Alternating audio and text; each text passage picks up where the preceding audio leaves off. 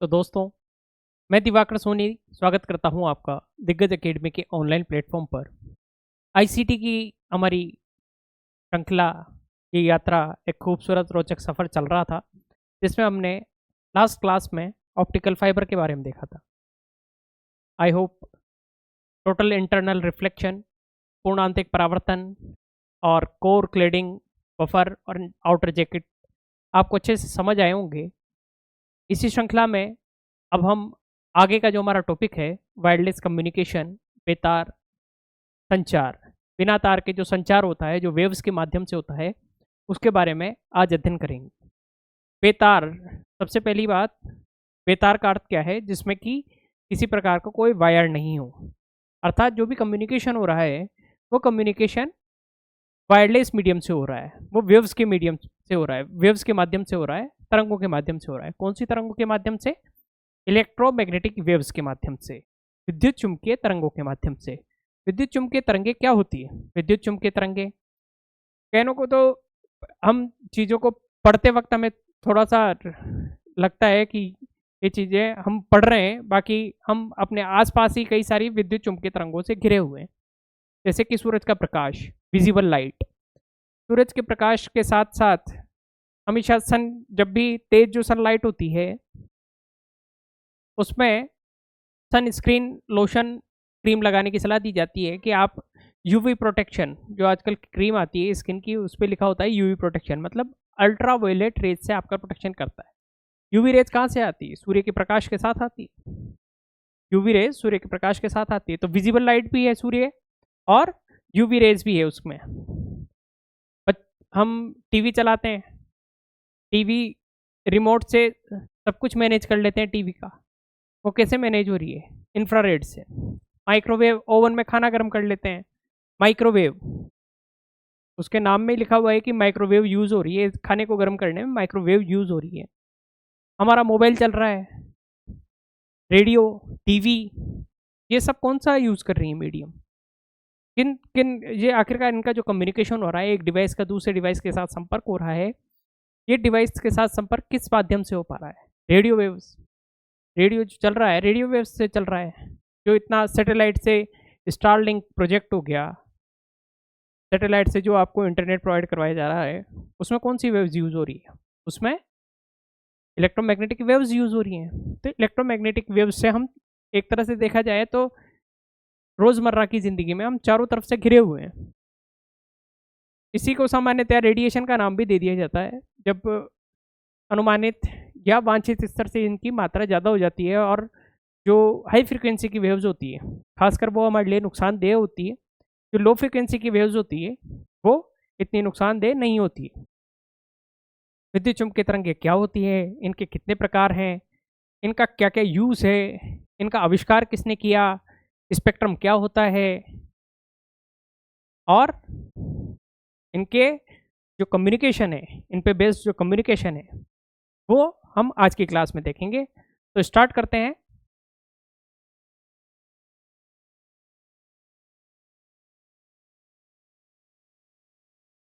बेतार संचार विद्युत चुम्बकीय तरंगों द्वारा संपन्न होता है। बेतार का जो संचार होता है विद्युत चुम्बकीय तरंगों के द्वारा संपन्न होता है। किसके द्वारा संपन्न होता है? विद्युत चुम्बकीय तरंगों के द्वारा। अब विद्युत चुम्बकीय तरंगे क्या होती है? सबसे पहली इनकी जो प्रॉपर्टी है कि ये गैर यांत्रिक तरंगे होती है। किस तरह की तरंगे होती है? गैर यांत्रिक तरंगे। गैर यांत्रिक तरंगे किसे कहते हैं? गैर यांत्रिक तरंगे उन तरंगों को कहते हैं जिनको कि चलने के लिए किसी प्रकार के माध्यम की आवश्यकता नहीं होती। माध्यम की आवश्यकता क्यों? माध्यम तो हमें दिखता ही नहीं है। आप एक कांच के दरवाजे में बंद हैं, पूरी तरह से एक ऐसा रूम है जो कांच का बना हुआ है, आप वहाँ से आवाज़ लगाते हैं, चिल्लाते हैं, क्या आपकी साउंड बाहर आ पाएगी? नहीं आ पाएगी। जब भी आपने जो साउंड, हमारा जो साउंड होता है, वो ट्रेवल करने के लिए किसी न किसी मीडियम की आवश्यकता होती है। जब भी हम किसी से रूबरू बात करते हैं, आमने सामने बात करते हैं, तो साउंड जो हमारे दो व्यक्तियों के बीच में मौजूद जो मीडियम है, मीडियम में क्या क्या चीज़ें होती है जो हमारी आंखों से दिखाई नहीं देती, धूल के कण होते हैं, जो एनवायरनमेंट में आर्द्रता होती है, तो उन सब चीज़ों से, जैसे एक आदमी यहाँ पे है और एक आदमी यहाँ पे है। जब ये कुछ बोलता है तो यहाँ पे इतने सारे ऐसे अदृश्य धूल के हैं और आर्द्रता है। जब ये साउंड एनर्जी जाती है तो साउंड एनर्जी इसको रेजोनेट करेगी, तो इसका कंपन शुरू हो जाएगा यूं, इस वाले का कंपन शुरू हो जाएगा यूं। जब ये जो पार्टिकल्स हैं इनमें हॉरिजॉन्टल कंपन शुरू हो जाएगा। ये जो पार्टिकल है ये अपनी एनर्जी इस साउंड आगे वाले से टकरा के उसको दे देगा, फिर ये उसको दे देगा, फिर ये उसको दे देगा और इसको दे देगा। मतलब ये साउंड एनर्जी इस तरह से पहुंचेगी हमारे पास। जितनी ज़्यादा दूरी होगी उतनी ज़्यादा ऊर्जा का ह्रास होगा, जितनी ज़्यादा दूरी होगी उतनी ज़्यादा ऊर्जा का ह्रास होगा। और जितनी ज़्यादा दूर से, इसी वजह से जब भी हम बोलते हैं तो सामने वाले तक पहुंचते पहुंचते आवाज़ कम हो जाती है। इसीलिए जब दूर खड़े हुए आदमी को हमको तेज चिल्ला के बोलना पड़ता है, और जो पास खड़ा हुआ आदमी होता है वो धीमे बोलने पर भी सुन लेता है, क्योंकि दूरी कम होने की वजह से ऊर्जा का ह्रास कम होता है और ज़्यादा दूरी में ऊर्जा का ह्रास ज़्यादा होता है। तो इस तरह से ये किस तरह का मूवमेंट हो रहा है, एनर्जी का मूवमेंट हो रहा है। ये उदाहरण है आपके अनुदैर्ध्य जो तरंग होती है वो इस तरह की होती है, जिसमें तरंग की दिशा किधर है, इधर, तरंग की दिशा किधर है, इधर। और पार्टिकल्स का जो मूवमेंट है, तरंग की दिशा ही नहीं, पार्टिकल्स का जो मूवमेंट है वो भी उसी डायरेक्शन में है। तो फिर ये अनुदैर्ध्य तरंग है। और इसके लिए क्या की जरूरत है, मीडियम की जरूरत है। और मीडियम हवा वाला मीडियम है, जिसमें पार्टिकल्स होते हैं वो एनर्जी पाके और आगे गति करते हैं। ऐसे समझ गए आप। एक दूसरा है इलेक्ट्रोमैग्नेटिक वेव्स। इलेक्ट्रोमैग्नेटिक वेव्स गैरयांत्रिक तरंग की, मतलब ट्रेवल कर लेगी। वैक्यूम हो तो भी ट्रेवल कर लेगी। वैक्यूम में तो कोई हवा ही नहीं है, वहाँ पे कोई मीडियम ही नहीं है, तो भी कर लेंगी। उदाहरण है आपके पास, उदाहरण है जैसे कि सन से आने वाली जो वेव्स हैं, जो रेज हैं, वो इलेक्ट्रोमैग्नेटिक वेव्स ही तो हैं। और जो वहाँ पे तो कोई वातावरण नहीं है, पृथ्वी के बाहर कोई वातावरण नहीं है, ऑलमोस्ट वैक्यूम है। बिना माध्यम के प्रकाश की गति 3 × 10⁸ मीटर पर सेकंड से वो तरंगे हमारे पृथ्वी पर पहुंच रही है। तो किस तरह से पहुंच रही है वो आप देखिए।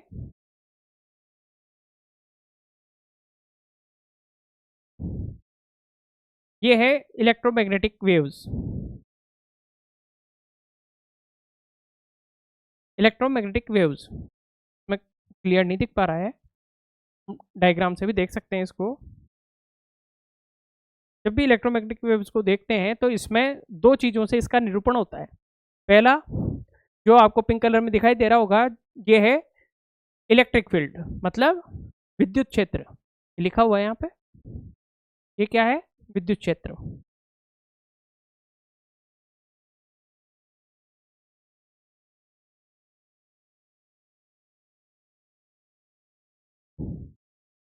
ये क्या है, विद्युत क्षेत्र, मतलब इलेक्ट्रिक फील्ड। ओके, ये क्या है, इलेक्ट्रिक फील्ड जिसका ओसिलेशन इस तरह से है, वो क्या है, इलेक्ट्रिक फील्ड। ये वाई एक्सिस के अलोंग मूव कर रहा है, और दूसरा है मैग्नेटिक फील्ड। दूसरा क्या है, चुंबकीय क्षेत्र। मतलब ये क्या चीज है, बी किसको डिनोट कर रहा है, मैग्नेटिक फील्ड को। बी किसको डिनोट कर रहा है, बी डिनोट कर रहा है मैग्नेटिक फील्ड को। ये जो जेड एक्सिस है हमारा, एक्स जो एक्सिस है वो बता रही है कि वेव की डायरेक्शन क्या है, वेव किस दिशा में जो है गति कर रही है, ये बता रहा है हमारा एक्स एक्सिस। तरंग संचरण की दिशा क्या है, ये कौन सा बता रहा है, एक्स एक्सिस। वाई एक्सिस क्या बता रहा है, वाई एक्सिस ये बता रहा है कि इलेक्ट्रिक फील्ड का ऑसिलेशन किस तरफ है, इलेक्ट्रिक फील्ड का ऑसिलेशन किस तरफ है। अगर एक्स एक्सिस से वाई एक्सिस का जो एंगल देखा जाए तो ये 90 डिग्री। जेड एक्सिस क्या बता रहा है, जेड एक्सिस बता रहा है मैग्नेटिक फील्ड किस तरफ है। जेड एक्सिस ये मैग्नेटिक फील्ड, ये मैग्नेटिक फील्ड। अब आपने आज से पहले समझा नहीं होगा कभी कि बिना मीडियम के इलेक्ट्रोमैग्नेटिक वेव्स मतलब इलेक्ट्रिक फील्ड है जिसमें मैग्नेटिक फील्ड है, इलेक्ट्रोमैग्नेटिक फील्ड। ये एक ऐसी वेव होती है जो कि इलेक्ट्रिक फील्ड में और मैग्नेटिक फील्ड में दोनों में विचलन पैदा करती है, और इसी वजह से इसके अनुप्रयोग बढ़ जाते हैं। एक्स एक्सिस और वाई एक्सिस के बीच में 90 डिग्री का एंगल है। वाई एक्सिस और जो जेड एक्सिस है, जो कि किसको बता रहा है, चुंबकीय क्षेत्र को, मैग्नेटिक फील्ड को, उसमें भी 90 डिग्री का एंगल है और इसमें भी 90 डिग्री का एंगल है। अब जब भी किसी वायर में, जैसे ये वायर है, इसमें करंट प्रवाहित हो रही है, क्या प्रवाहित हो रही है, करंट। आपने देखा होगा कि जब भी किसी वायर में करंट प्रवाहित होती है तो उसके आसपास एक मैग्नेटिक फील्ड जनरेट हो जाता है। उसके आसपास क्या जनरेट हो जाता है, मैग्नेटिक फील्ड। तो जब भी विद्युत क्षेत्र में विचलन होता है तो मैग्नेटिक फील्ड, चुंबकीय क्षेत्र उत्पन्न हो जाता है। और जब चुंबकीय क्षेत्र में विचलन पैदा होता है, चुंबकीय क्षेत्र में विचलन पैदा होता है तो विद्युत क्षेत्र पैदा हो जाता है, विद्युत धारा उत्पन्न हो जाती है। इसी जो है प्रॉपर्टी का यूज करते हुए ये बिना मीडियम के ट्रेवल करती है, इसीलिए ये नॉन मैकेनिकल वेव या गैर यांत्रिक तरंग है।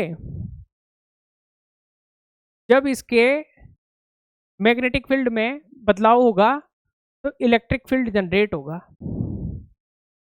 जब इसके इलेक्ट्रिक फील्ड में बदलाव होगा तो मैग्नेटिक फील्ड जनरेट होगा। बात समझ में आ रही है? जब भी विद्युत क्षेत्र में विचलन होगा तो चुंबकीय क्षेत्र उत्पन्न होगा, और जब भी चुंबकीय क्षेत्र में विचलन पैदा होगा तो विद्युत धारा उत्पन्न होगी या विद्युत क्षेत्र उत्पन्न होगा। और ये एक दूसरे को मैनेज करते रहते हैं, इसलिए इनको आवश्यकता नहीं पड़ती मीडियम की, और ये बिना मीडियम के इलेक्ट्रोमैग्नेटिक वेव्स ट्रेवल करती हैं। इनको ट्रांसवर्स कहते हैं, हम अनुप्रस्थ तरंग कहते हैं। अनुप्रस्थ तरंग क्यों कहते हैं? अनुप्रस्थ तरंग इसलिए कहते हैं, हमने अभी साउंड वेव का एग्जाम्पल लेके देखा था, जिसमें कि मुंह से निकलने वाली जो एनर्जी है, साउंड एनर्जी है, वो पास वाले कण को ऊर्जा देगी। वो कण जो दोलन करेगा तरंग की गति की दिशा में, आगे वाले कण को ऊर्जा देगा, फिर वो दोलन करेगा, फिर आगे वाले कण को ऊर्जा देगा, और इस तरह से आपके पास पहुंच जाएगी हमारी आवाज या साउंड एनर्जी, ध्वनि ऊर्जा। यहाँ क्या हो रहा है, यहाँ इलेक्ट्रिक फील्ड और मैग्नेटिक फील्ड दोनों में जो विचलन पैदा हो रहे हैं, उससे आपस में बिना मीडियम के ही वेव पहुंच रही है हमारे पास। लेकिन एक खास बात यह है कि जो तरंग के संचरण की दिशा है, एक्स एक्सिस, वो विद्युत क्षेत्र, वाई एक्सिस और जेड एक्सिस चुंबकीय क्षेत्र, तीनों आपस में परपेंडिकुलर है। परपेंडिकुलर का मतलब समकोण पर स्थित है, और समकोण पर स्थित होने का मतलब क्या होता है? समकोण पर स्थित होने का मतलब ये एक अनुप्रस्थ तरंग है। जब तरंग संचरण की दिशा विद्युत क्षेत्र और चुंबकीय क्षेत्र के लंबवत होती है तो उसे कहते हैं अनुप्रस्थ तरंग। जब तरंग संचरण की दिशा जो दोलन कर रहे कणों की गति की दिशा में ही होता है, जैसे कि ध्वनि ऊर्जा में हो रहा था, तो वो अनुदैर्ध्य तरंग। ओके, विद्युत क्षेत्र जो ऊपर नीचे दोलन करता है, चुंबकीय क्षेत्र दाएं बाएं दोनों साइड करता है, और तरंग की गति किसके बराबर होती है? प्रकाश की गति के समान। दैनिक जीवन में उदाहरण देख लीजिए, जैसे कि टीवी का रिमोट कौन सी वेव्स का यूज करता है? IR, infrared. एक्सरे, किसी को भी चोट लगने पर एक्सरे करवाते हैं, जैसे हड्डियों में जो भी माइनर फ्रैक्चर हो गया या हड्डी टूट गई तो क्या करवाया जाएगा? एक्सरे करवाया जाएगा। सूरज की रोशनी में क्या क्या है? विजिबल लाइट है और यूवी, अल्ट्रावायलेट, यूवी, इन सब के अनुप्रयोग भी पढ़ेंगे हम।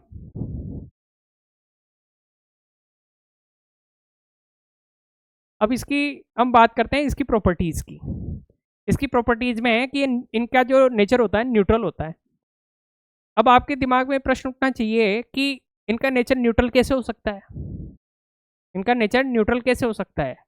क्योंकि विद्युत क्षेत्र में विचलन पैदा हो रहा है, फिर चुंबकीय क्षेत्र में विचलन पैदा हो रहा है, इसीलिए तो बिना किसी मीडियम के ये ट्रेवल कर रही है।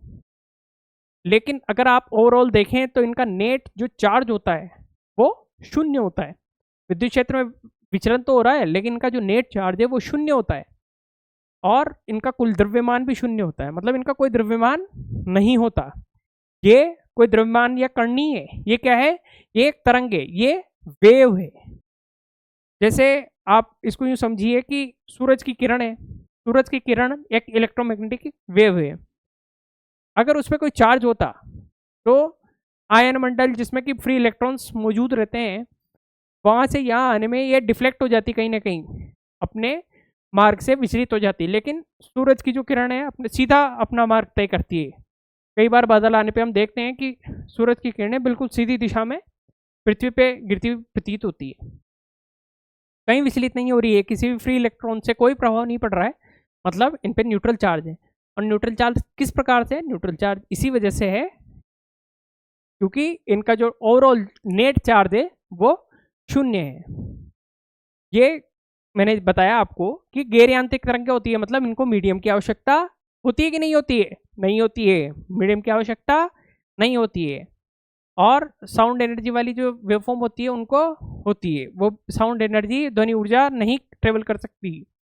अनुप्रस्थ तरंग, अनुप्रस्थ तरंग का मैंने बताया कि आपको जैसे तरंग की संचरण की दिशा है, एक्स पे जो था, एक्स वाई और जेड तीनों परस्पर परपेंडिकुलर थे, लंबवत थे। इस वजह से विद्युत क्षेत्र और चुंबकीय क्षेत्र का दोलन जो था तरंग की गति की दिशा के लंबवत, तरंग की गति की दिशा के लंबवत। इनकी जो गति होती है वो किस वेग से होती है, प्रकाश के वेग से गति। प्रकाश का वेग कितना होता है, 3 × 10⁸ मीटर पर सेकेंड। ये तो कुछ जैसे प्रकाश का वेग है, आपको याद होना चाहिए, इतना सा बहुत जनरल सा फॉर्मूला है इसका, 3 × 10⁸ मीटर पर सेकेंड, बहुत ही जनरल फिगर है ये। एक इंपॉर्टेंट टर्म है इसमें संवेग और ऊर्जा, संवेग और ऊर्जा। ऊर्जा, जब भी कोई जो वेव होती है उसमें एनर्जी तो रहती है, अभी हमने डिस्कस किया है कि इसका कोई मास नहीं होता, इसमें एनर्जी होती है। मास होता ही नहीं होता, मास नहीं होता है, द्रव्यमान नहीं होता है, एनर्जी होती। माइक्रोवेव में जब हम किसी खाने को रखते हैं गर्म करने के लिए तो क्या होता है, खाना गर्म होता है, लेकिन गर्म कैसे हो रहा, माइक्रोवेव जाती है, खाने के आर पार गुजरेगी और वो अपनी ऊर्जा ट्रांसफर कर देती है उस खाद्य पदार्थ के कणों को। जैसे एक रोटी है या ब्रेड मान लीजिए आप, पाव मान लीजिए आप, पाव को जब मैं गर्म करूंगा, पाव को जब गर्म किया जाएगा तो क्या होगा, माइक्रोवेव इसको चारों तरफ से,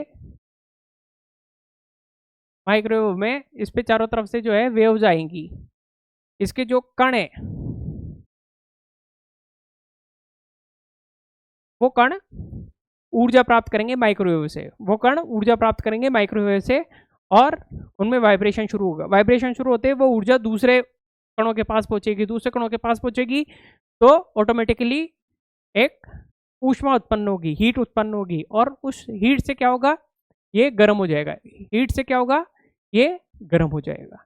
तो माइक्रोवेव में इस तरह से कंसेप्ट काम करता है और जो हमारी वेव्स हैं वो खाने को गर्म कर देती हैं। दूसरी बात, संवेग की बात करते हैं। संवेग, क्योंकि इसमें द्रव्यमान तो है नहीं, ये सिर्फ और सिर्फ ऊर्जा रहती है इसके अंदर, सिर्फ और सिर्फ क्या रहती है, ऊर्जा। तो जैसे कि एक तरंग है, तरंग में आप संवेग को समझने के लिए लेजर लाइट ले सकते हैं उदाहरण के तौर पे। आजकल कई लेजर ऑपरेशन हो रहे हैं, जैसे कि इसका आपके जो स्टोन होता है, किडनी स्टोन, किडनी में स्टोन होता है, कि लोग कहते हैं कि हम जो है लेजर से ऑपरेशन करवा लेंगे, आजकल तो चीरफाड़ की आवश्यकता नहीं है। तो लेजर पर्टिकुलर प्लेस पे सिर्फ उस स्टोन पे जाके हिट करती है और उसके लेजर में इतनी पावर होती है, इतनी ऊर्जा होती है कि न सिर्फ उस स्टोन को तोड़ देती है अपितु उसको अपनी जगह से हिला भी सकती है, तोड़ भी सकती है, हिला भी सकती है। तो ये संवेग और ऊर्जा दोनों, आई होप आपको समझ आ गए होंगे, इसका द्रव्यमान शून्य होता है और इसमें संवेग और ऊर्जा दोनों होते हैं। अब इंपॉर्टेंट है हमारे पास विद्युत चुंबकीय स्पेक्ट्रम। विद्युत चुंबकीय स्पेक्ट्रम आरएएस के इंटरव्यू में पूछा जा चुका है कि स्पेक्ट्रम किसे कहते हैं, स्पेक्ट्रम किसे कहते हैं, स्पेक्ट्रम किसे कहते हैं। जो विद्युत चुंबकीय तरंगें होती है उनको वेवलेंथ तरंग दे रही है या फ्रीक्वेंसी आवृत्ति, इनके आधार पे जब क्रमानुसार जमाया जाता है तो वो क्रम ही क्या कहलाता है, वो स्पेक्ट्रम कहलाता है। क्या कहलाता है, विद्युत चुंबकीय स्पेक्ट्रम कहलाता है। रेडियो। अब कौन कौन सी ऐसी वेव्स हैं, कौन कौन सी ऐसी वेव्स हैं जो कि इलेक्ट्रोमैग्नेटिक वेव्स हैं? Radio wave, microwave, infrared, visible light, ultraviolet, X ray और gamma ray. Radio micro infra, radio micro infra, visible, UV, X ray और gamma. Radio micro infra, radio micro infra, visible, UV, X ray और gamma. अब इनमें क्या difference आ रहा है?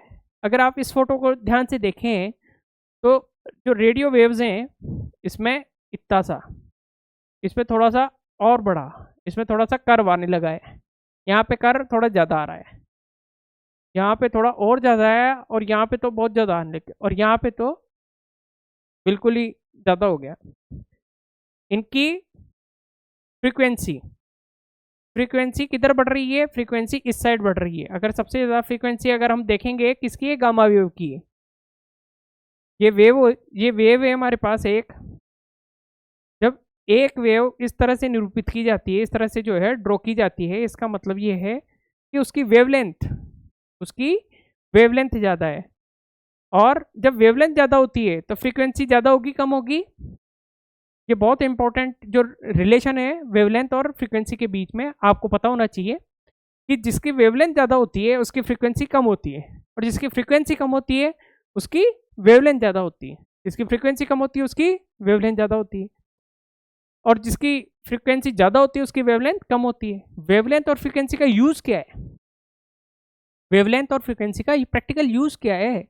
आखिरकार हम क्यों याद रखें कि वेवलेंथ ये होती है और फ्रीक्वेंसी ये होती है, या हम क्यों इसको वेवलेंथ के अकॉर्डिंग जमाएं? क्योंकि एक भी पैरामीटर के अकॉर्डिंग अगर हमने जमा ली तो दूसरा पैरामीटर ऑटोमेटिकली सेट हो जाएगा। जैसे इंक्रीजिंग, अगर हम फ्रीक्वेंसी के आधार पे देख लेते हैं, यहाँ से यहाँ जब जाते हैं तो जो फ्रीक्वेंसी है वो बढ़ रही है, वो बढ़ रही है। तो मतलब यहाँ पे जो वेवलेंथ है जिसको लैम्डा से डिनोट कर रहे हैं वो घट रहा है, क्योंकि frequency is inversely proportional to तरंग दैर्ध्य। जो आवृत्ति होती है वो तरंग दैर्ध्य के इनवर्सली प्रोपोर्शनल होती है। ठीक है, तो रेडियो माइक्रो, हम किससे जो ऑर्डर में बोल रहा हूँ वो कौन सा ऑर्डर है जिसमें कि फ्रीक्वेंसी बढ़ रही है? Radio micro infra, visible, UV, X ray और गामा। फ्रीक्वेंसी बढ़ने का क्या फायदा होता है? फ्रीक्वेंसी बढ़ने का उसकी जो डेटा की कैपेसिटी होती है वो बढ़ जाती है। जैसे कि 5G में जिसकी फ्रीक्वेंसी ज़्यादा है उन वेव्स का यूज़ किया जाता है, लेकिन जो कम्युनिकेशन हो रहा है, जो सैटेलाइट के थ्रू हो रहा है, या स्पेस वेव जो कम्युनिकेशन हो रहा है उसमें रेडियो वेव्स यूज़ हो रही है। मतलब जिनकी वेवलेंथ ज़्यादा है उनको यूज़ किया जा रहा है कम्युनिकेशन के लिए। वेवलेंथ का और कम्युनिकेशन का जो लॉन्ग जिसकी डिस्टेंस है, लॉन्ग डिस्टेंस कम्युनिकेशन है, उसमें ज़्यादा वेवलेंथ वाली वेव्स ही क्यों यूज़ में ली जा रही है? हमने रेडियो का नाम सुना है, रेडियो वेव्स का नाम सुना है कि हम रेडियो वेव से जो है कम्युनिकेट ज़्यादा करते हैं, हमारे काम में आती है। मोबाइल हो गया, टीवी हो गया, रडार हो गया, AM FM जो चलते हैं हमारे वो हो गए, इन सब में रेडियो वेव्स का यूज़ हो रहा है। कभी हमने ये नहीं सुना कि गामा का यूज़ हो रहा है या एक्सरे का यूज़ हो रहा है, कभी भी नहीं सुना ना। क्यों नहीं सुना? क्योंकि जब आपकी जितनी ज़्यादा, सुन लेना आप इस बात को, जिस वेव की जितनी ज़्यादा वेवलेंथ है वो उतनी ही ज़्यादा डिस्टेंस ट्रेवल करेगी। जिसकी जितनी ज़्यादा वेवलेंथ उसकी उतनी ही ज़्यादा डिस्टेंस ट्रेवल करेगी। रेडियो वेव की जो वेवलेंथ है वो ज़्यादा है, तो ये डिस्टेंस जो है वो भी ज़्यादा ट्रेवल करेगी। वेवलेंथ ज़्यादा होने से डिस्टेंस ज़्यादा ट्रेवल करेगी, वेवलेंथ ज़्यादा डिस्टेंस ज़्यादा ट्रेवल करेगी। और फ्रीक्वेंसी ज़्यादा तो डेटा कैरिंग कैपेसिटी ज़्यादा है। फ्रीक्वेंसी ज़्यादा तो डेटा जो कैरी करती है ये उसकी कैपेसिटी ज़्यादा हो जाएगी। जैसे आयन मंडल होता है हमारा, जिसमें फ्री इलेक्ट्रॉन्स होते हैं, उसके अंदर रेडियो वेव जाती हैं और उससे टकरा के वापस से रिसीवर के एंड पे आ जाती है। अगर रेडियो वेव्स की जगह हम गामा वेव्स को भिजवा दे तो क्या होगा? रेडियो वेव्स की जगह गामा वेव्स को, सपोज एक सिटी है ए, एक सिटी है ए, यहाँ पे सेंटर है और ये है आयन मंडल हमारा, यहाँ से यहाँ ये सिटी है बी। यहाँ पे रेडियो वेव जो है यहाँ से गई और टकरा के वापस आ गई। अगर इसकी जगह हमारे पास गामा वेव्स को भिजवाते अगर हम, ये तो रेडियो वेव्स थी, इसकी जगह अगर हम गामा वेव्स को भिजवाते इसी सेंटर से, तो ये गामा वेव जाती, ये गामा वेव जाती तो सही, लेकिन लौट के वापस नहीं आती क्योंकि इसकी फ्रीक्वेंसी इतनी ज़्यादा है कि आयन मंडल को पार करके निकल जाएगी और आपका सिग्नल भी गया, आपका जो सिग्नल था वो भी गया। अब वो रिसीवर बेचारा इंतजार करता रहेगा, रिसीवर को कुछ मिलेगा ही नहीं, वो आयन मंडल को पार करके पृथ्वी के वातावरण से बाहर चली गई वो भी। इसलिए कम्युनिकेशन के लिए कौन सी वेव्स यूज़ करते हैं हम? रेडियो वेव्स यूज़ करते हैं।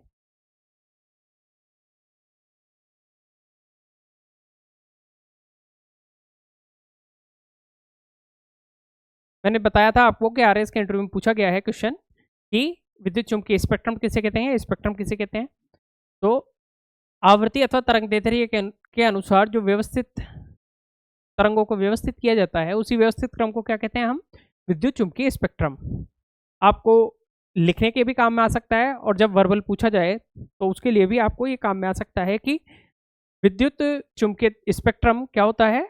आवृत्ति तथा आवृत्ति, या तो आवृत्ति के आधार पे या तरंग दैर्ध्य के आधार पे, या उसके अनुसार जो हम वेव्स को व्यवस्थित करेंगे, वेव्स का जो क्रम रखेंगे, उसे ही क्या कहेंगे हम? उसे ही कहते हैं विद्युत चुम्बकीय स्पेक्ट्रम। वैसे तो radio, micro, infra, visible, UV, X ray और गामा, ज़्यादा कोई रटने की आवश्यकता है नहीं, लेकिन फिर भी कुछ कहते हैं कि नहीं हमें तो शॉर्ट ट्रिक चाहिए, तो उनके लिए शॉर्ट ट्रिक है रिया मेरी इंडिया वाली यूनिक एक्स गर्लफ्रेंड। रिया मेरी इंडिया वाली यूनिक एक्स गर्लफ्रेंड। वैसे short trick I personally don't prefer, क्योंकि ज्योग्राफी है और हिस्ट्री है, नदियां हैं, पहाड़ है, ज्वालामुखी है, सबकी शॉर्ट ट्रिक अगर हम याद करें तो शॉर्ट ट्रिक का ही एक पुस्तक बन जाएगी, शॉर्ट ट्रिक की एक पुस्तक बन जाएगी। इसलिए कोशिश करना चाहिए कि उनको उनकी जो भी वेव्स हैं या कोई भी चीज़ है तो उनकी प्रॉपर्टी के आधार पर देखें। आप फिर आपको जैसा समझ आता है वैसा देख लीजिए आप। रिया मेरी इंडिया वाली यूनिक एक्स गर्लफ्रेंड।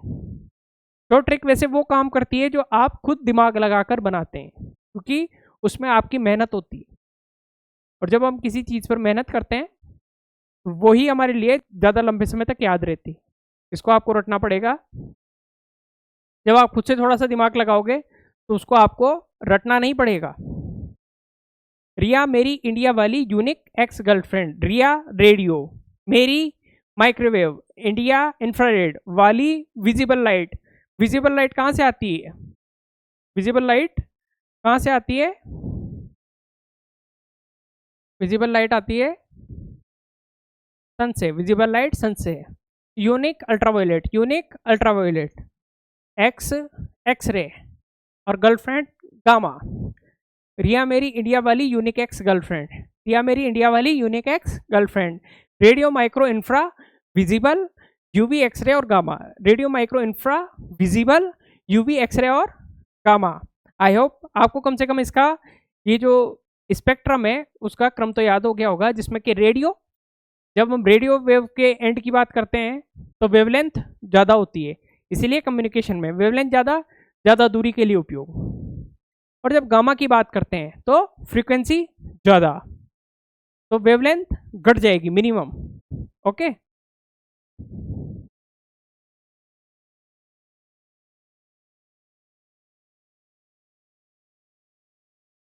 अब कुछ क्वेश्चंस बार बार पूछे जाते हैं परीक्षाओं में कि कौन सी किरणों का खोजकर्ता कौन है और उनके प्रैक्टिकल यूसेज क्या हैं, उनका जो व्यवहारिक दैनिक जीवन है हमारा, उनमें क्या क्या यूज में लिए जाते हैं। हम बात करते हैं जैसे कि रेडियो वेव की। रेडियो वेव के बारे में हमने बात किया कि कम्युनिकेशन के काम में आता है। सबसे पहले रेडियो वेव की खोज किसने की थी? मार्कोनी ने। पहले जब बचपन में पढ़ते थे, जब बहुत ज़्यादा चलता था कि मार्कोनी, जो मार्कोनी है वो उसने किसकी खोज की थी? उसने की थी रेडियो वेव्स की खोज। सबसे ज़्यादा कम्युनिकेशन में काम में आने वाली कौन सी wave? Radio wave. Radio wave, radar, radio detection and ranging, इसके तो नाम में ही रेडियो है। आपका AM FM हो गया, मोबाइल हो गया और रिमोट कंट्रोल हो गया। जैसे कि जो भी डिवाइसेस के रिमोट कंट्रोल आती हैं उनमें सब में कौन सी यूज़ होती है? Radio use. वहीं अगर हम उसकी बात करें, टीवी के रिमोट कंट्रोल में कौन सा आता है? IR, infrared. TV control remote control में कौन सा आता है? और बच्चों के खिलौनों में रेडियो और टीवी वाले में इंफ्रारेड। इसके बाद आता है माइक्रोवेव। आप देख लें वेवलेंथ जो है, वेवलेंथ का फिगर भी यहाँ पे दिया हुआ है। 1 से 10⁴ तक इसकी वेवलेंथ रहती है। जैसे जैसे आप नीचे जाते जाएंगे यहाँ पे वेवलेंथ हाई है और फ्रीक्वेंसी लो है। वेवलेंथ हाई और फ्रीक्वेंसी लो। जैसे जैसे जाते जाएंगे तो फ्रीक्वेंसी बढ़ती जाएगी और वेवलेंथ घटती जाएगी। फ्रीक्वेंसी बढ़ेगी और वेवलेंथ घटेगी। दूसरा है माइक्रोवेव। माइक्रोवेव की खोज किसने की थी? माइक्रोवेव की खोज की थी हर्ट्ज ने। 1 से 10⁻³ तक जो है, 10⁻³ तक, 1 से 10⁻³ तक इसका वेवलेंथ रहता है। वेवलेंथ जनरली ये पूछा नहीं जाता है और इतना याद करना पॉसिबल भी नहीं हो पाता है। हमें कोई सी भी वेव उसका खोज करता है और उसके प्रैक्टिकल इम्प्लीमेंटेशन, उसका प्रैक्टिकली कहाँ यूज़ आ रहा है, ये चीज़ें हमें जो है याद रहनी चाहिए, ध्यान रहनी चाहिए। तो माइक्रोवेव का क्या यूज़ है? सबसे पहले माइक्रोवेव ओवन, इसके नाम में ही माइक्रोवेव लिखा हुआ है। सैटेलाइट कम्युनिकेशन जो होता है, सैटेलाइट कम्युनिकेशन, उसमें माइक्रोवेव यूज़ होती है। वाईफाई जो राउटर लगा होता है हमारा, उसमें जो इंटरनेट जिस मीडियम से जाता है, वाईफाई राउटर लगवा रखा है आपने घर पे, वो वायरलेस कम्युनिकेशन हो रहा है, लेकिन कौन सी वेव्स आ रही हैं? उसमें से माइक्रोवेव निकल रही हैं। आप एक सड़क पे जा रहे हैं बड़ी तेज़ गति से, सड़क खाली है, आपको भली भांति आप इस बात से, इस तथ्य से परिचित हैं कि यहाँ पे तो 60 की स्पीड लिमिट है, लेकिन आपको पुलिस की जो इंटरसेप्टर वैन है वो दिखती नहीं है और आप निकाल के ले जाते हैं 100 पर। थोड़ी देर बाद आपके मोबाइल में एक मैसेज आता है कि आपका चालान कट चुका है। वो कैसे कटा? वो कटा, पुलिस की जो इंटरसेप्टर वैन थी उसमें स्पीड गन थी। स्पीड गन यूज़ कर रही थी माइक्रोवेव्स को। स्पीड गन यूज़ कर रही थी माइक्रोवेव्स को। जब माइक्रोवेव्स आ रही थी तो उससे आप जो चल रहे थे उस ऑब्जेक्ट की गति का पता चला उनको, और तय जो गति सीमा है उससे अधिक होने के कारण आपका चालान कट गया। ये बिल्कुल प्रैक्टिकल एग्जाम्पल है माइक्रोवेव का। माइक्रोवेव ओवन तो सभी बताते हैं, लेकिन पुलिस की जो स्पीड गन और वाईफाई राउटर से जो निकलने वाला माइक्रोवेव से हम इंटरनेट पहुंचाते हैं, ये हमारे दैनिक जीवन में हम देखते हैं इन चीज़ों को। इसके बाद इंफ्रारेड की खोज किसने की थी? हर्शेल ने। इंफ्रारेड की खोज किसने की थी? हर्शेल ने। इंफ्रारेड का उदाहरण टीवी का remote, night vision camera. Night vision camera जब बिल्कुल अंधेरा होता है, आप सोचिए नाइट विजन कैमरे में जो ग्रीन ग्रीन कलर के आदमी दिखते हैं, वो क्यों दिखते हैं? वो इसी वजह से दिखते हैं क्योंकि वहाँ पे कोई प्रकाश नहीं है, बिल्कुल अंधेरा है। तो जो इमेज बन रही है वो ग्रीन कलर की, वो किसकी सहायता से बन रही है? वो इंफ्रारेड की वजह से बन रही है, IR की वजह से बन रही है। रिमोट सेंसिंग, रिमोट जो सेंसिंग सेटेलाइट्स होते हैं उनमें इंफ्रारेड का यूज़ किया जाता है, रिमोट सेंसिंग, सुदूर संवेदन के लिए। फिर दृश्य तरंग। आपको समझ आ रहा है कि हम किस ऑर्डर में पढ़ रहे हैं, किस व्यवस्थित क्रम में पढ़ रहे हैं। जो स्पेक्ट्रम था उस स्पेक्ट्रम में वेवलेंथ के घटते हुए क्रम में और फ्रीक्वेंसी के बढ़ते हुए क्रम में, वेवलेंथ सबसे ज़्यादा रेडियो वेव की, फ्रीक्वेंसी सबसे ज़्यादा गामा वेव्स की, वेवलेंथ सबसे कम गामा वेव की और फ्रीक्वेंसी सबसे कम रेडियो वेव्स की। दृश्य तरंग को खोज किसने की थी? न्यूटन ने। दृश्य तरंगे, ऑप्टिकल फाइबर हमने पढ़ा था, दृश्य तरंग पे आधारित है। कोई आप फोटोग्राफी कर रहे हैं कैमरे से, दृश्य तरंग पे आधारित है। कोई भी जो चीज़ हम आंखों से देख सकते हैं वो दृश्य तरंग पे आधारित है। तभी तो दृश्य हम विजिबल लाइट में हैं, तभी तो विजिबल एरिया में है वो। आप वीडियो रिकॉर्ड कर पा रहे हैं, फोटो खींच पा रहे हैं, ये सब क्या है? दृश्य तरंग आधारित है। अल्ट्रावायलेट रेज, अल्ट्रावायलेट रेज की खोज किसने की थी? रिटर ने। किसने की थी? रिटर्न है यूवी। पिक्चरों में देखा होगा आपने कि जब भी कोई क्राइम हो जाता है तो क्राइम सीन के बाद फॉरेंसिक वाले आते हैं और एक ब्लू कलर की रोशनी से फिंगरप्रिंट्स देखने की कोशिश करते हैं। वो ब्लू कलर की रोशनी क्या है? वो यूवी, अल्ट्रावायलेट रेज। या पानी का जो आरओ का वाटर फिल्टर आता है उसमें UV protection, ultra violet rays का प्रोटेक्शन, क्योंकि ये क्या करती है कि ये बैक्टीरियाज को मार देती है। ये बैक्टीरियाज को मार देती है। इसकी सीमित जो मात्रा है वो बैक्टीरिया को खत्म करने का काम करती है, इसलिए यूवी प्रोटेक्शन होता है। ये स्किन जो डिजीजेज होती है उनका भी इलाज यूवी के थ्रू होता है। और जाली मुद्रा की पहचान, जाली मुद्रा की पहचान कैसे होती है? जाली मुद्रा की पहचान ऐसे होती है कि यूवी में हम उसको, जो हमारे नोट के फीचर्स होते हैं वो अच्छे से क्लियरली विजिबल होते हैं, इसलिए जब भी हमको फेक करेंसी की पहचान आइडेंटिफाई करनी होती है, फेक करेंसी, तो कौन सी वेव्स यूज करेंगे आप? यूवी। ओके। एक्सरे, एक्सरे का तो प्रैक्टिकल यूज आपको पता ही है। एक्सरे की खोज किसने की थी? ये तो कई बार पूछा जा चुका है कि एक्सरे की खोज किसने की थी? रोंटजन ने। किसने की थी? रोंटजन ने खोज की थी एक्सरे की। और जैसे कहीं पे भी कोई भी जो हड्डी वगैरह टूट जाती है या फ्रैक्चर हो जाता है, माइनर फ्रैक्चर हो जाता है, तो उसको उसका पता किससे लगाया जाता है? एक्सरे के थ्रू। जो सिटी स्कैन में कौन सी रेज होती है? एक्सरे। आप एयरपोर्ट पे जाते हैं तो एयरपोर्ट पे आपका बैग स्कैनर से निकलता है, उसमें कोई सा भी जो ऑब्जेक्ट होता है भारी धातु का या किसी भी और चीज़ का जिसमें से एक्सरे पास नहीं कर पाती, तो उसकी इमेज जो है स्कैनर पे बन जाती है। वो किससे बनती है? उसमें कौन सी वेव्स यूज हो रही है? एक्सरे। ओके। जो हमारे डायमंड्स होते हैं, सूरत में डायमंड इंडस्ट्री बड़ी पॉपुलर है, हमारा एक्सपोर्ट में बहुत बड़ा रोल है डायमंड्स का। डायमंड्स की जो शुद्धता की जांच है, कितने कैरेट का हीरा है, उसको कैसे चेक करते हैं? एक्सरे के through. Gamma waves, gamma waves क्या होती है? गामा वेव्स होती है जो आपने सुनी होगी कि गामा वेव से, लेजर से बेसिकली जो कोशिकाओं की अनियंत्रित वृद्धि वाला रोग है अर्थात कैंसर, उसके इलाज में गामा वेव्स काम में आती है। और इसकी जो खोज है वो खोज की थी पॉल विलार्ड ने। किसने की थी? Paul Villard. गामा वेव्स की खोज किसने की थी? पॉल विलार्ड ने। क्योंकि ये निकलती है, जो रेडियो एक्टिव होती है गामा वेव्स, हमारे लिए जनरली हानिकारक होती है। और एक्सपोजर जब होता है किसी के ट्रीटमेंट के लिए, जब एक्सपोजर होता है तो लिमिटेड मात्रा में ही जो है एक्सपोज किया जाता है किसी भी पर्सन को। रेडियो एक्टिव होने की वजह से किसी भी परमाणु की हम संरचना इससे समझ सकते हैं, पहचान सकते हैं, आइडेंटिफाई कर सकते हैं।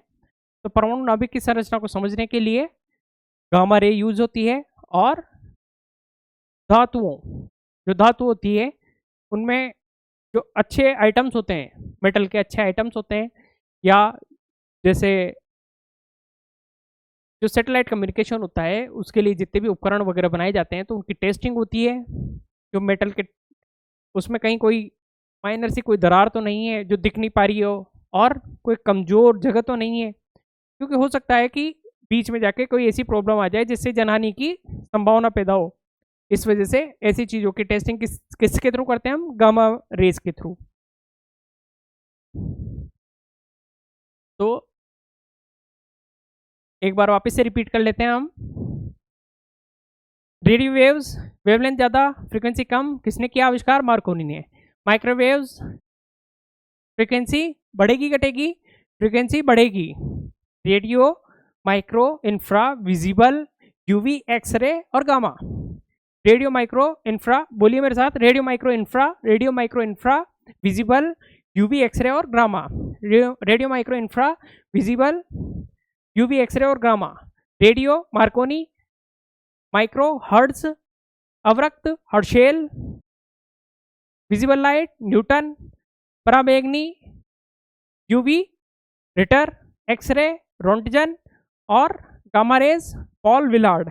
Gamma rays Paul Willard.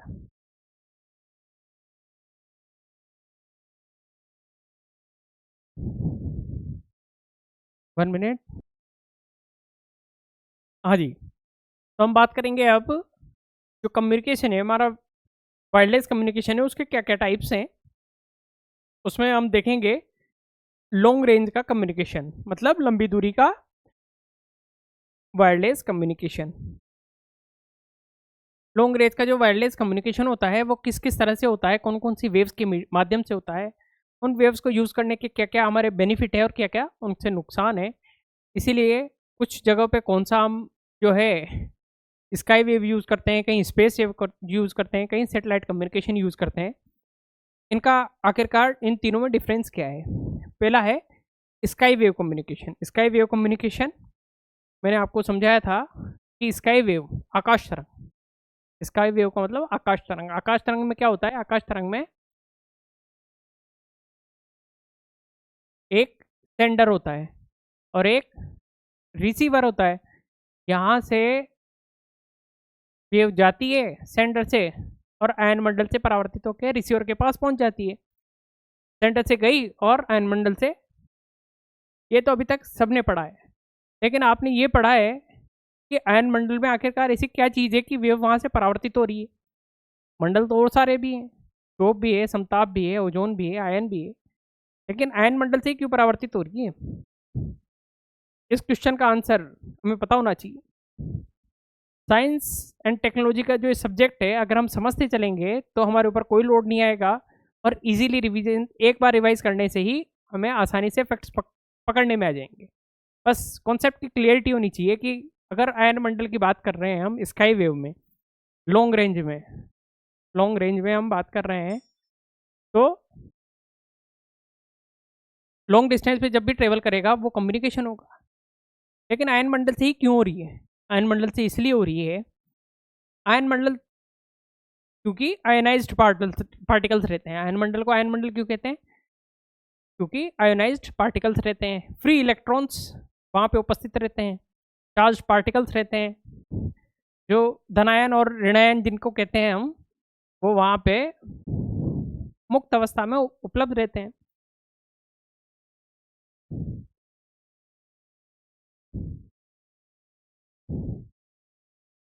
आप यूँ समझिए इसे कि जब भी हम आयन मंडल की बात कर रहे हैं, तो आयन मंडल ऐसा नहीं है कि एक कोई परत जैसा होता है जिससे और ये टकराया और ये वापस आ गई, ऐसा नहीं होता है कभी भी। आयन मंडल में क्या होता है कि आयन मंडल में सपोज ये फ्री इलेक्ट्रॉन्स हैं और दूसरे भी चार्ज पार्टिकल्स हैं और ये कई लेयर्स में होते हैं। इसीलिए ये कई किलोमीटर तक फैली हुई लेयर्स होती हैं, ये कई किलोमीटर तक फैली हुई लेयर्स होती है। जब सेंडर जब सेंडर रिसीवर को जब सेंडर रिसीवर को क्या करेगा, यहाँ से एक सिग्नल भेजेगा। जब सेंडर रिसीवर को एक सिग्नल भेजेगा तो हमें अल्टीमेटली ऐसा लगता है कि कई आयन मंडल से टकराई और रिसीवर के पास आ गई, ऐसा नहीं होगा। यहाँ से इससे हल्की सी थोड़ी विचलित होगी, फिर ये थोड़ी सी विचलित होगी और फिर थोड़ी सी विचलित होगी। अपने मार्ग से विचलित होते होते होते ये अपने मार्ग से पूरी तरह से इसकी डायरेक्शन चेंज हो जाएगी और ये पहुंच जाएगी रिसीवर के पास। ये विचलित होती होती होती आखिरकार रिसीवर के पास पहुंचेगी। मतलब जो उसमें अलग अलग जो परतें हैं, उन परतों से डिफ्लेक्ट होते होते होते होते उसकी डायरेक्शन चेंज हो जाती है, ना कि ऐसा सीधा गई, टकराई और वापस आ गई। ये गई, थोड़ा सा इसने मार्ग चेंज किया, थोड़ा सा इसने चेंज किया, थोड़ा सा इसने चेंज किया, इसने चेंज किया, यहीं शुरू हो गया था आयन मंडल तो, लेकिन यहाँ तक जाके और फिर इसकी डायरेक्शन चेंज हो गई और ये सेंडर से पहुँच गई रिसीवर की तरफ। कहाँ पहुँच गई? रिसीवर की तरफ।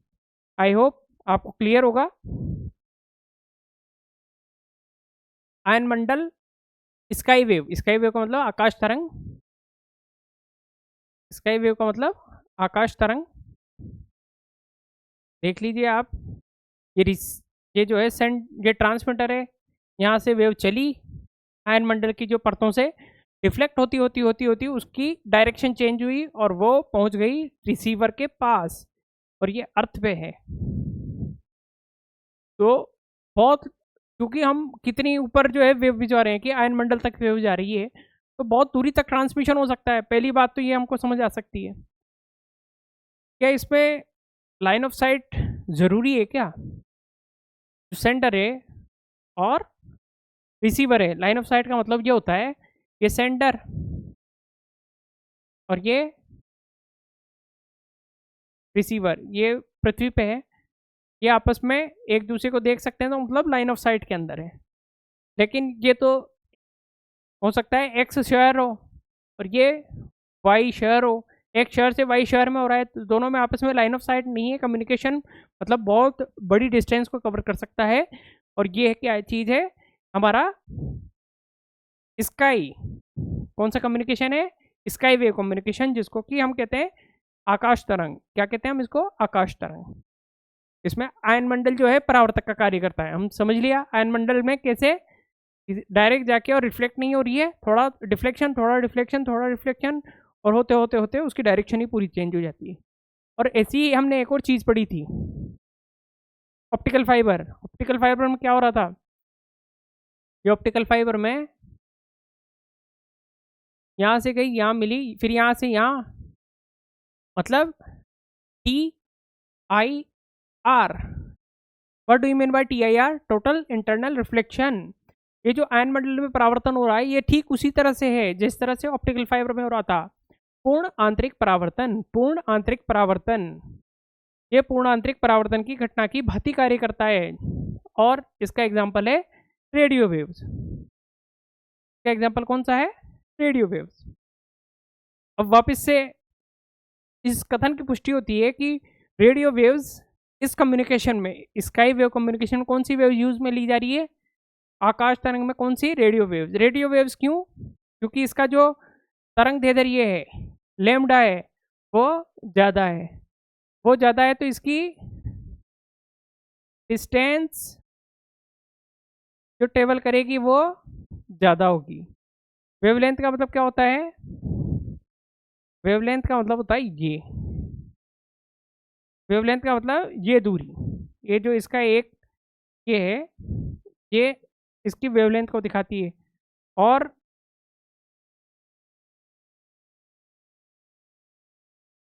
ये बताती है इसकी फ्रीक्वेंसी को कि कितनी ज़्यादा इसकी फ्रीक्वेंसी है। यहाँ पे वेवलेंथ ज़्यादा है, यहाँ पे फ्रीक्वेंसी ज़्यादा है, यहाँ वेवलेंथ ज़्यादा है, यहाँ फ्रीक्वेंसी ज़्यादा। इसकी रेंज कितनी होती है? 3 से 30 मेगाहर्ट्ज तक। रेंज कितनी होती है इसकी? 3 से 30 मेगाहर्ट्ज तक। ये पृथ्वी की ये जो संचार है पृथ्वी की वक्रता से प्रभावित होगा कि नहीं होगा? मैंने बताया एक शहर से 22 सिटीज़ तक जा रहा है, लाइन ऑफ साइट की कोई ज़रूरत नहीं है, क्योंकि हमने वेवलेंथ ज़्यादा वाली वेव का यूज़ कर लिया, रेडियो वेव्स का यूज़ कर लिया। तो पृथ्वी की वक्रता से प्रभावित होगा कि नहीं होगा? पृथ्वी की वक्रता से प्रभावित नहीं होगा, पृथ्वी की वक्रता से प्रभावित नहीं होगा। इसकी गुणवत्ता अच्छी नहीं होती, लेकिन इसका माइनस पॉइंट है। माइनस पॉइंट क्या है कि इसकी जो क्वालिटी होती है ना, रेडियो रेडियो सुन रहे हैं, लेकिन छर पर मच्छर जिसको कहते हैं, या साउंड नॉइज़, टेक्निकली अगर हम कहें कि नॉइज़ आ रहा है, उसमें डिस्टर्बेंस आ रहा है, इसकी लागत कम होती है। रेडियो वेव कब से कम्युनिकेशन हो रहा है, इसकी लागत कैसी होती है? कम होती है। के उपयोग अब चूंकि लॉन्ग डिस्टेंस पे जो है, लॉन्ग डिस्टेंस के लिए हम रेडियो वेव्स को कम्युनिकेशन के लिए यूज़ कर रहे हैं, तो निश्चित रूप से अंतर्राष्ट्रीय स्तर पे भी हम इसको प्रसारित कर रहे हैं। जैसे कि BBC का प्रसारण हुआ करता था, BBC लंदन से भारत में रेडियो पे सुना जाता था। BBC सुना जाता था, मतलब अंतर्राष्ट्रीय स्तर का किसी दूसरे देश का से प्रसारित हो रही कोई कार्यक्रम किसी दूसरे देश में सुना जा रहा है, उसका मतलब कौन सा वेव है? Sky wave. Sky wave communication हो रहा है, अंतर्राष्ट्रीय प्रसारण में रेडियो वेव्स काम में आ रही है। ऐसी जगह जहाँ पे कोई वायर्ड मीडियम से हम नहीं पहुँचा सकते, जैसे उड़ता हुआ विमान है या पानी में जलता हुआ जहाज़ है, जहाँ तारों से कोई कम्युनिकेशन नहीं कर सकते, तो 100% रेडियो वेव से कम्युनिकेट कर पाएंगे हम। किससे कम्युनिकेट कर पाएंगे? रेडियो वेव से कम्युनिकेट कर पाएंगे। उसमें स्काई वेव कम्युनिकेशन होता है। आयन मंडल से स्काई वेव का मतलब आयन मंडल से परावर्तित होकर किरणें रिसीवर के एंड तक पहुंचती है। इसकी सीमाएं क्या है? इसकी क्या क्या लिमिटेशंस हैं? पहला, एक तो इसकी क्वालिटी अच्छी नहीं है, इसकी क्वालिटी अच्छी नहीं है। रेडियो जब भी सुनते हैं हम, तो उसकी जो क्वालिटी होती है ना, उसमें नॉइज़ ज़्यादा आता है। दूसरा, ये स्टेबल कम होता है। जो सिग्नल होता है वो जो सिग्नल होता है वो बारिश के दिनों में देखा है आपने? जब भी मौसम खराब होता है, तब उसका जो साउंड क्वालिटी होती है वो कैसी होती है? वो और ज़्यादा खराब हो जाती है। क्यों हो जाती है? आपने सोचा है कभी इस बारे में कि आखिरकार मौसम खराब होने पे ऐसा क्या हो रहा है कि हमारे टीवी का, रेडियो का, इनका सबका जो है सिग्नल गड़बड़ा जाता है? जब वातावरण साफ रहता है, मौसम साफ रहता है, तब जो पार्टिकल्स होते हैं वो कम संख्या में रहते हैं।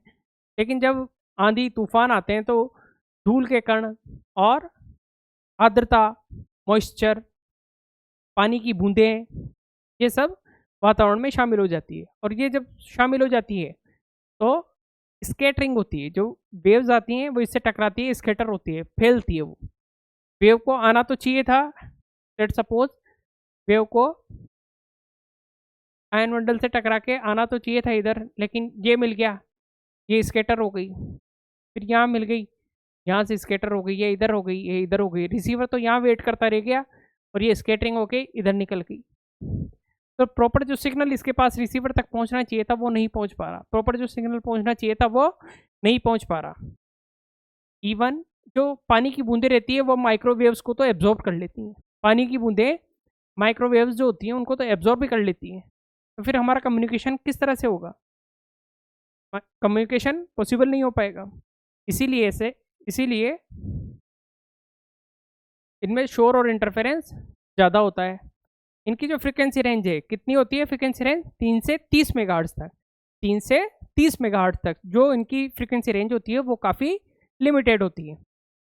और आयन मंडल पर भी इनकी निर्भरता होती है। परावर्तित कहाँ से होगी? परावर्तित होगी आयन मंडल से। परावर्तित कहाँ से होगी? आयन मंडल से। जब मैंने आपको आयन मंडल समझा दिया कि आयन मंडल एक सिंपल लेयर नहीं है जहाँ से ये वापस परावर्तित हो रही है। ये यहाँ से जाएगी, यहाँ से डिफ्लेक्ट होगी, यहाँ से डिफ्लेक्ट होगी, यहाँ से डिफ्लेक्ट होगी, तब जाके, और इसकी डायरेक्शन चेंज होते यहाँ से जाके ये पूरी तरह से परावर्तित होगी।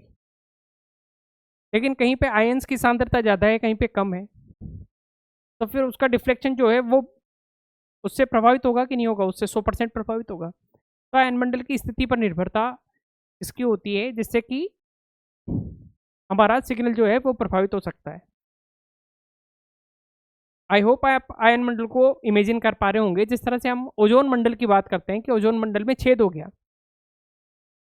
जो भी विमान जाता है वो किसी भी तरह की जो है उसको पार नहीं करता है कि ऐसा कोई ये अब क्षोभ मंडल आ गया, अब समताप आ गया, अब ओजोन आ गया, इस तरह का कोई फिनोमिना नहीं होता है। वहाँ पे ओजोन गैस की उपस्थिति जहाँ पे कम हो जाती है, बिल्कुल ओजोन ओजोन परत में छेद होने का मतलब कोई ऐसा कपड़ा है वहाँ पे उसमें छेद हो गया और वहाँ से यूवी रेज हमारे पास आ रही है, ऐसा नहीं होता है। वहाँ पे ओजोन गैस के जो अणु हैं उनकी उपस्थिति कम हो गई, उनकी मात्रा कम हो गई, तो उसे कहते हैं कि ओजोन परत में छेद हो गया। उसी तरह से कहीं पे आयनों की सांद्रता ज़्यादा और कहीं पे आयनों की सांद्रता कम हो सकती है। जहाँ कम होगी तो वहाँ डिफ्लेक्शन कम होगा, जहाँ ज़्यादा होगी तो वहाँ डिफ्लेक्शन ज़्यादा होगा। तो उससे जो हमारा सिग्नल है उसका परावर्तन है वो प्रभावित होगा। ये कम स्थिर होती है और भरोसेमंद भी कम। जब इसका कम्युनिकेशन, इसका परावर्तन आयन मंडल पे टिका हुआ है, एक्सटर्नल नॉइज इसमें ज़्यादा है, तो ये भरोसेमंद कम होती है। और इसकी फ्रीक्वेंसी रेंज भी कितनी होती है? इसकी फ्रीक्वेंसी रेंज भी कम होती है।